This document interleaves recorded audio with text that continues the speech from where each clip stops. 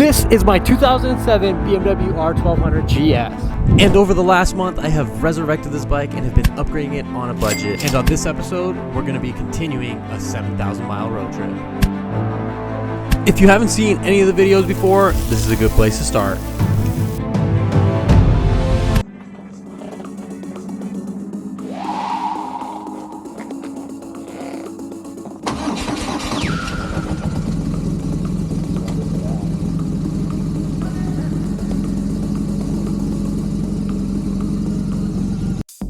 Alright guys, so this is the part of the journey where I started to get a little worn out. Traveling during the week and trying to edit 5 videos in 2 days was not a recipe for success, to say the least. With me trying to cram all the editing in, I started to get a little sloppy and forgot to do essential things like do laundry and charge my camera equipment. I also realized that my rear tire was wearing out about twice as fast as I initially planned, so with that, I was on my way to Portland, Oregon, and didn't really have a plan after that. It started to sprinkle, and very quickly it started raining pretty good because, yeah, it's the Pacific Northwest, obviously. I continued on slowly, getting soaking wet in the process until I made it to the nearest Cycle Gear, where the employees were awesome and really helped me out, as well as suggested a really cool place to camp.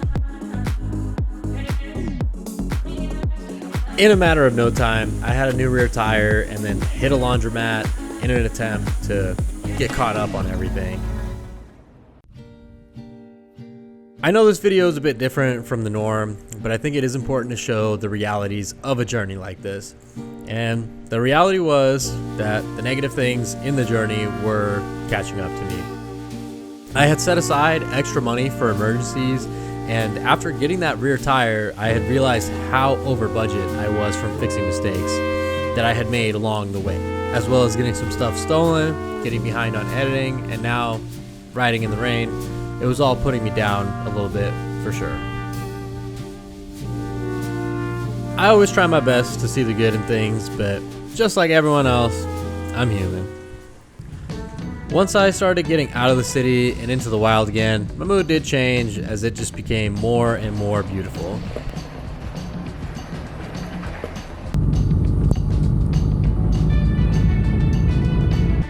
I would like to take a second to thank all the people who donated. Never in a million years did I think people would send me money over the internet, and I truly appreciate each and every one of you because I really don't make that much money from YouTube, like at all. So it really goes a long way. So thank you so much. You guys are literally the best. Absolute legends.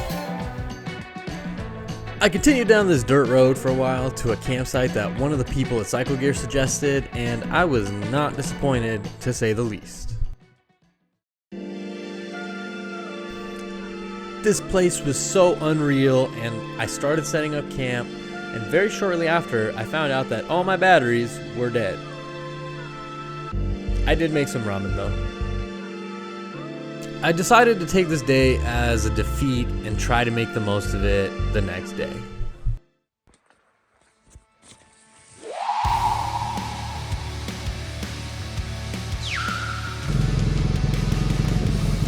After some cold and damp sleep, I set off to civilization so I could charge my camera batteries, and with some sunlight out and this beautiful forest as a backdrop, I was pretty excited to see more of Oregon.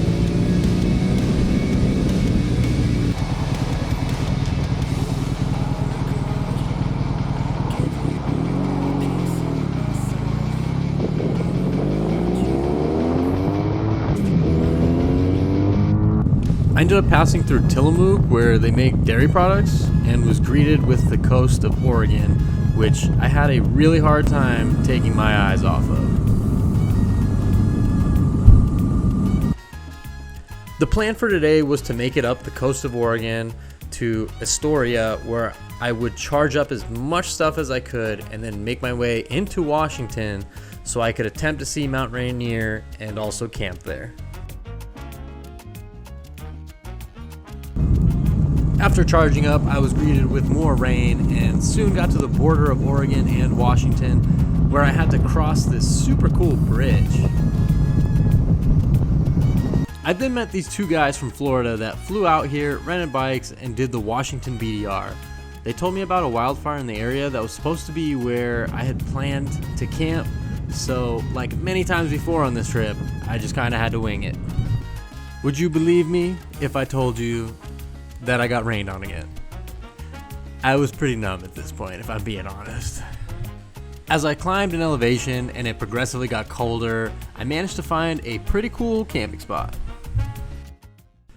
As beautiful as this place was, I was wet, cold, and hungry, so I decided to call it early, only to discover all of my camping gear was wet inside and out, and I felt like a popsicle, but like, not a tasty one.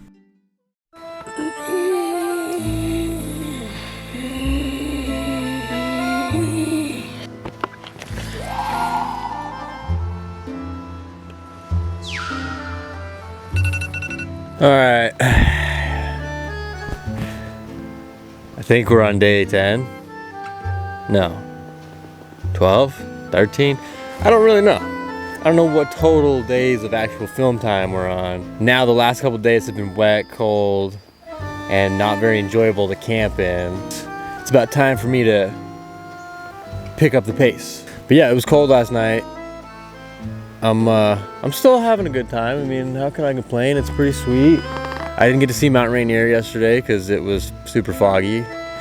I feel damp, cold, and tired.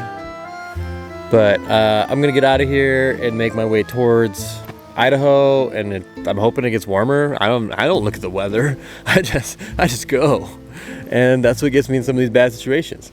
So don't do that if you're doing a trip. Make sure to do more research. I think it's just been going downhill ever since I got robbed in Eugene. It just seemed like everything went downhill, but everything's gonna be fine. We're gonna get through it. It's just part of the journey. And if I were to redo this, I would probably like allocate all this time and all this money to maybe like one state, so that I could have a much more enjoyable like 1 week or 2 weeks.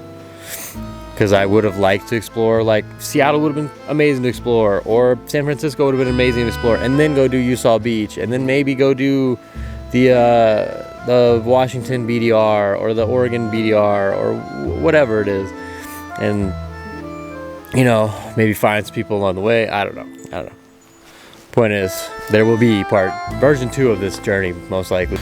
Anyways, I'm ready to get moving because I'm already cold, and if I start moving and I'm cold, then at least I'm making progress, right? So let's get it going.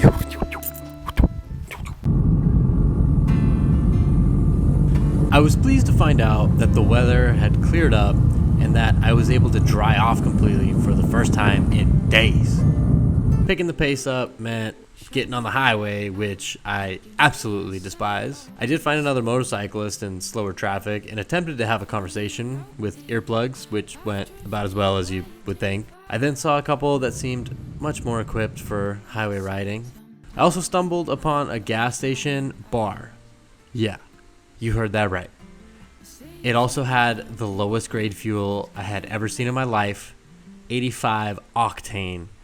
And it was literally the only gas available. It did right though. On this stint of the journey, I wasn't sure exactly where I was heading, but just wanted to make it into Montana, where I thought it would be less rainy and easier to camp. I did stop in Spokane, Washington to charge up and to take a break, of course. I will admit, getting to Spokane was pretty boring, and when I got there, I was greeted with traffic, and it was not legal to lane split, so I wasn't the happiest camper. Once I got out of Washington and passed through the panhandle of Idaho, Montana got progressively more beautiful, and I managed to find a really cool camp spot right off of the freeway. Only problem was that it was pretty packed, but luckily I met an American who lived in Australia his entire life and was cool with me setting up my tent near his camper. I do feel bad because I forgot his name, but he was an absolute legend. I then explored a bit and found a big ass tree and then a very peaceful creek.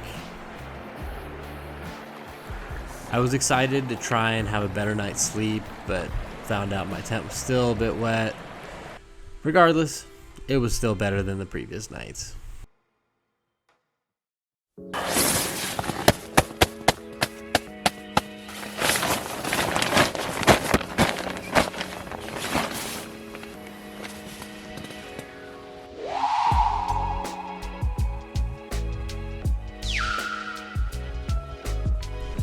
As I awoke to camping gear that was finally dry, I was also awoken to the fact that my sleeping pad had a puncture in it and I slept on a bunch of rocks. I was pretty beat down by the end of this week, and out of the blue, I got a call from a friend in Idaho telling me to come stay with him. So I started heading for Idaho Falls with some serious excitement to be able to sleep in a bed and a shower. This last stretch would be about 327 miles or 530 kilometers. It got pretty boring once again, but I did end up stopping at a gas station that sold guns, liquor, gas, snacks, and had slot machines. I made sure to sing the Pledge of Allegiance, and then I met a new friend. After saying goodbye, I continued on to the very similar landscape for another 3 hours. Keep in mind though, that I have at least 70 hours of riding time on the bike, so I was running out of podcasts and music that interested me. So when I saw my exit for Idaho Falls, I was beyond excited.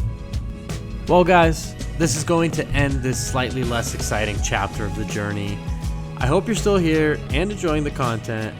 Stay tuned for the next one because it's going to be a banger. As always though, I appreciate each and every one of you and hope to see you at the next one.